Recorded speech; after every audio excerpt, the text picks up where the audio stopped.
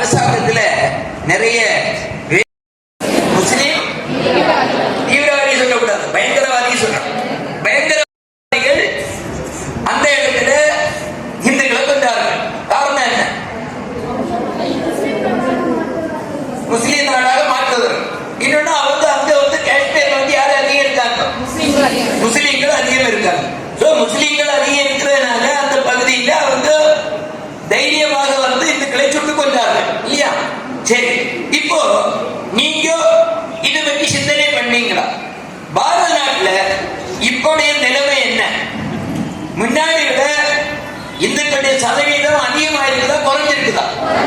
குறைஞ்சிருக்கு. 1947 முஸ்லீம்களுடைய ஜனத்தொகை பாரதத்தில் 3 கோடி இருந்ததா? இப்ப எவ்வளவு இருக்கு? 20 கோடி இருக்கு. வளர்ந்திருக்கிறார்கள். ஆனால் பாகிஸ்தான்ல நாம ரொம்ப குறைஞ்சிருக்கோம். 1 லட்சம், சில லட்சங்கள் தான் இருக்கும். ஆனா அவங்க என்ன பண்றாங்க? முஸ்லீம்களுடைய ஜனத்தொகை என்ன ஆகுது? சதவீதம் என்ன ஆகுது? கூடிட்டு இருக்கு. பாரதத்தில் மட்டுமல்ல, தமிழ்நாட்டில், கேரளாவில், எல்லா இடத்துலயும் கூட்டிகிட்டே இருக்குது இல்லையா? அப்ப நீங்க என்னைக்காவது சிந்தனை பண்ணியிருக்கீங்களா? நம்முடைய ஜனத்தொகை அதிகமாகணும் அப்படின்னு சிந்தனை பண்ணியிருக்கீங்களா? என்ன பண்ணுனா நம்முடைய ஜனத்தொகை, நம்முடைய சதவீதம் அதிகமா குழந்தை உங்களுக்கு நீங்க சிந்தனை பண்ணியிருக்கீங்களா? இல்ல இப்ப சிந்தனை பண்ணி சொல்லுங்க. என்ன பண்ணா நம்முடைய சதவீதம் அதிகமாகும்? என்னது? இந்துக்களுக்கு வேலை வாய்ப்பு கொடுக்காத நிறைய சதவீதம் குறைஞ்சிட்டு இருக்கு. அவங்க மதமாற்றத்துல அவங்க வேலை ஒன்று கொடுக்கல. முஸ்லீம் எவன்ட்ட வேலை கொடுக்கல. தெரியாதனமா எல்லாம் சொல்லக்கூடாது, பணத்தனமா பேசக்கூடாது. அவங்க எப்படி அவங்க சதவீதம் எப்படிமா கொடுத்து நிறைய குழந்தைகளை கத்துக்கிறாங்க. வேலை கிடைக்கிறதுனால சதவீதம் கொடுக்கலாம். யாருமா கேட்டாங்க உங்கள்கிட்ட வேலை கிடைக்க கொடுக்க சதவீதம்? கிறிஸ்தவர்கள் என்ன மதம் மாற்றாங்க? முஸ்லீம்கள் அவங்களா கொஞ்சம் பேரை மாத்துறாங்க. லவ் ஜிகாத் நடந்துச்சு, வேலையினால இல்ல. பெண்களை ஏமாற்றி மாத்துறாங்க, வேலை கொடுக்கலாங்க. பெண்களை ஆண்களை எடுத்து இதுல எல்லாம் கவர்ந்து மூளை செலவை பண்ணி மதம் மாத்துறாங்க. வேலை கொடுத்து எங்க மதம் மாத்துறாங்க? ஏதாவது ஒரு உதாரணம் சொல்ல முடியுமா? ஏதாவது ஒரு உதாரணம் சொல்ல முடியுமா? கிறிஸ்தவர்களை பற்றி கேட்கலாம், முஸ்லீம்களை பற்றி. கிறிஸ்தவர்களை பற்றி அடுத்த வரேன். அதனால தெரியாததை சொல்லக்கூடாது. சொல்லக்கூடிய செய்தி தெளிவா சரியா? சொன்னே தப்பு இல்லை, சொன்னே சரிதான். ஆனா நீங்க சொன்ன விஷயம் தப்பு சொல்லு. முஸ்லீம்கள் வேலை கொடுத்து மதம் மாற்றலை. முஸ்லீம்கள் ஆண்கள் மூலமாக பெண்களை ஏமாற்றி மதம் மாற்றுகிறார்கள். நிறைய குழந்தைகள் பெற்றுக் கொள்கிறார்கள்.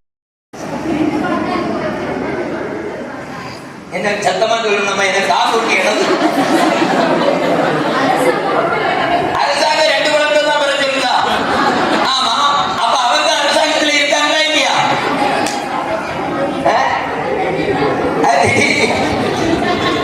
அவன் இன்னொரு விஷயம், அவன் 2 குழந்தை தான் அவன் 4 மனைவி கல்யாணம் பண்ணிக்கலாம். அப்ப ஓட்டுக்கு 2 எத்தனாச்சு? ஆமா, அப்படிங்கிற ஓட்டுக்கு 2 இல்ல 4 5 அப்ப எத்தனை ஆகும்? ஆமா. அதனால காரியம் பண்ணணும்.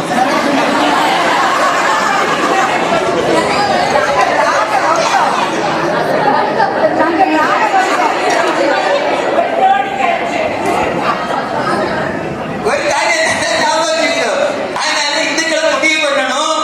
நாம மரியாதா புருஷோத்தமன் ராமன் மாதிரி ஒரு கணவன், ஒரு ஆண், ஒரு பெண்ணை மட்டும்தான் திருமணம் செய்ய வேண்டும்.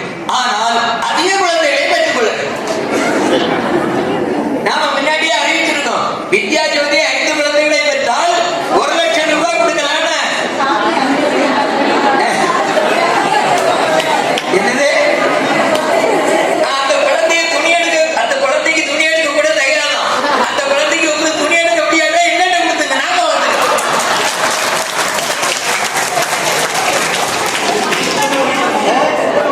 எத்தனை நாளைக்கு சாமியார் வீட்டு கொடுத்துருக்கோம், நாங்க பாத்துக்கிறோம்.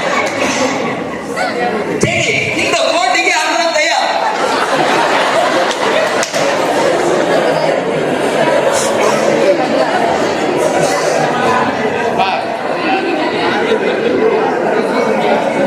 இருக்குல்ல, சிரிக்கிறதுக்காக சொல்லல, உண்மையிலேயே சிந்தனை பண்ணுங்க, உண்மையிலேயே சிந்தனை பண்ணுங்க. இந்த நிலைமை நீடித்தால் நம்முடைய கன்னியாகுமரி மாவட்டத்தில் அதுக்கு என்ன பண்ணணும், அதை பற்றி சிந்தனை பண்ணுங்க.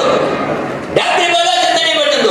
அதை பற்றி நீங்க உங்களுக்கு என்ன தீர்வு கொடுக்குதோ அதை நீங்க எழுதி அனுப்புங்க. இதே மாதிரி பண்ணா நம்முடைய சதவீதம் கூடும், இதே மாதிரியான துப்பாக்கி சூடுகள் கொலைகள் நடக்காது அப்படின்னு இந்த திட்டத்தை செயல்படுத்தினா நடக்காதுன்னு நீங்க சொல்லுங்க. நமக்கு பல வழிகள் இருக்குது. நான் ஒன்று வழி சொல்றேன். நீங்க நம்ம மற்ற மதத்தில் உள்ளவர்களுக்கு முதல்ல இந்துக்களுக்கு இந்து மதத்தை பற்றி சொல்லுங்க. சொல்லிக் கொடுத்து அவர்களும் உறுதியான இந்துவாக இருக்க எக்காரணத்தை கொண்டும், அதாவது அவங்க நினைக்கிற வேலை கிடைச்சா போயிடுவான்னு சொல்லி, வேலை கிடைச்சாலோ பணத்தை கொடுத்தாலோ பெட்டை கொடுத்தாலோ எக்காரணத்தை கொண்டு மதமான மாற்றேன் அப்படிங்கிற இந்துக்களை உருவாக்க வேண்டியது யாரு? நாம யாரு? சமய ஆசிரியர்களுக்கு அந்த வேலையை விட்டு உங்க பகுதியிலிருந்து வருத்தம் கூட மதம் மாதிரி போகக்கூடாது. அவங்கள்ட்ட சொல்லுங்க, ஜெரோசிக்கல் சொல்லுங்க, மதேசிக்கு கதையை சொல்லுங்க. சிவாஜியுடைய மகனுடைய சம்பாதியுடைய கண்ணை பத்தி எடுத்தாங்க. சீக்க பெருமாள் தோலை அப்படியே உயிரோடு தோலை உரிச்சு எடுத்தாங்க. மலர்த்துவ கடவுனாங்க. அப்படியே அனல் எடுத்து அப்படியே சூடாகினாங்க. மதம் மாறினாங்களா? இல்ல.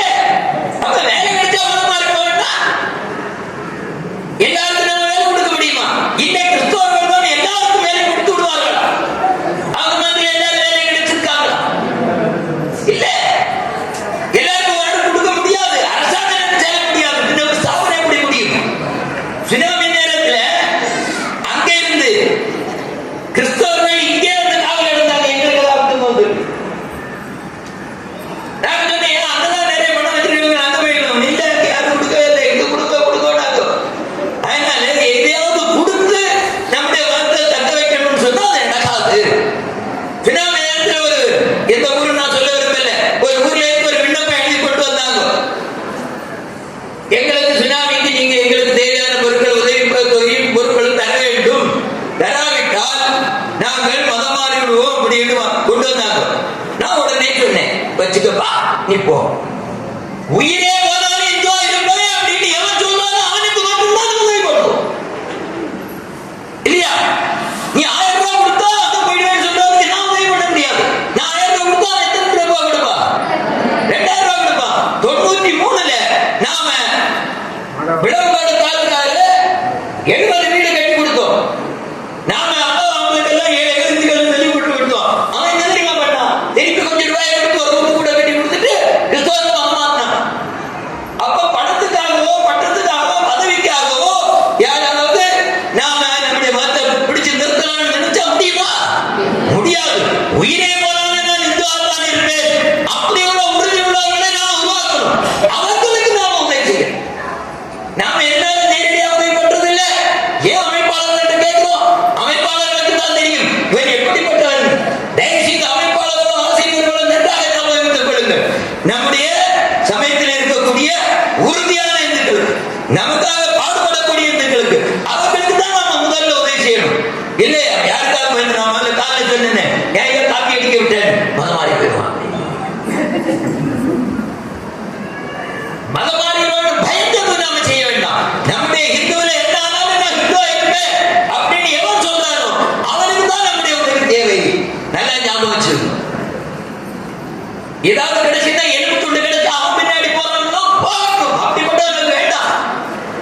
நாம நம்முடைய மதத்தில் இருக்கிறவங்களுக்கு இந்த உறுதியை வர வைக்கும்.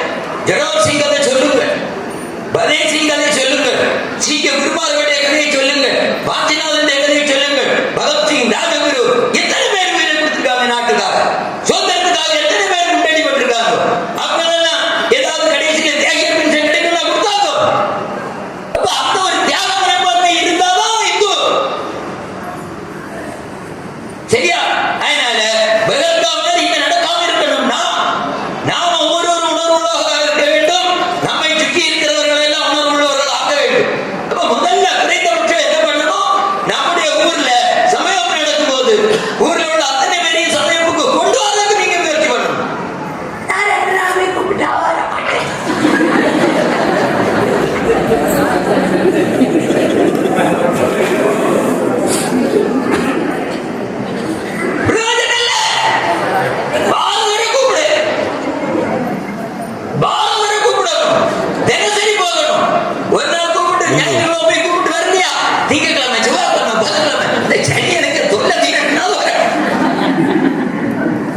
புரியுதா?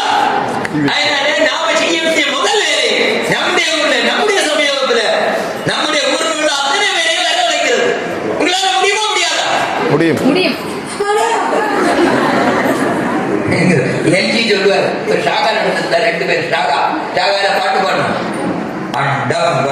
அண்டம் அணைக்கிடும் சக்தி படைத்த நம் பாரத அன்னையே. அது எவ்வளவு வீரமான பாட்டு. 2 நிமிஷம் எடுத்து பாடிட்டு இருந்தாங்க. அண்டம்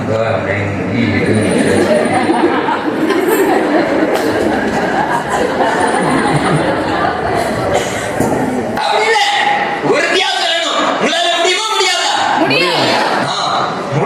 முடியணும். அப்படி தன்னம்பிக்கை வேணும். யாரையும் பணத்துக்காகவோ பட்டத்துக்காகவோ பதவிக்காகவோ பெண்ணுக்காகவோ எங்க ஊர்ல உள்ள ஒருத்தரை கூட நான் மதமாக அனுமதிக்க மாட்டேன் அப்படிங்கிற உறுதி வேணும். அந்த அளவுக்கு நாம வேலை செய்யணும். நாம இருந்தா அந்த ஊர் இருக்கணும், நாம இழப்பா அந்த ஊர் இழக்கணும். அந்த அளவுக்கு நாம வேலை செய்யணும். புரியுதா? நம்மளால முடியுமா முடியாதா? ஒவ்வொரு சமய ஆசிரியராலையும் முடியும். ஏன் சொல்றேன்னா, நாம வேலை செய்யும் போது நம்மகிட்ட இருக்கிற உள்ள இருக்கக்கூடிய அந்த தெய்வீக சக்தி நம்ம கூட துணை இருக்கும். விவேகானந்த சுவாமி சொல்றார், I will be a voice without harm அப்படின்னு சொல்றார். நான் தோன்றா பிள்ளையாக இருந்து உங்கள் உள்ளே இருந்து நான் ஊக்கப்படுத்துறேன்னு சொல்றார். அவரே சொல்றார், நான் வேலை செய்யும் போது என்னுடைய கையரங்களின் மேலே ராமகிருஷ்ணனுடைய கரங்கள் இருக்கிறது. அப்போ நாம நம்மை அவர் தூண்டுவார்னா, நாம வேலை செய்யும் போது யாருடைய கை நம்ம கைக்கு மேலே இருக்கும்? சுவாமி விவேகானந்தன் கை இருக்கும். அப்படி விவேகானந்த கை இருந்தா அவருக்கு கை மேலே யார் கை இருக்கும்? அப்ப நம்ம கை மேலே யார் கையெல்லாம் இருக்கும்?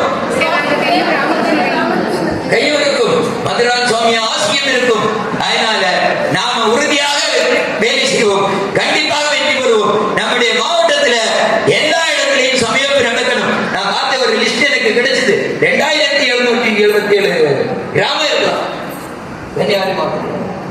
வாட்ஸ்அப்ல ஒரு செய்தி வருது. அதுல நாம 1000 கிராமம் கூட இது எட்டி பிடிக்கல. நம்முடைய சொன்ன மாதிரி 2025 வருடம் பூர்த்தி ஆகிறதுக்குள்ளால குறைந்தபட்சம்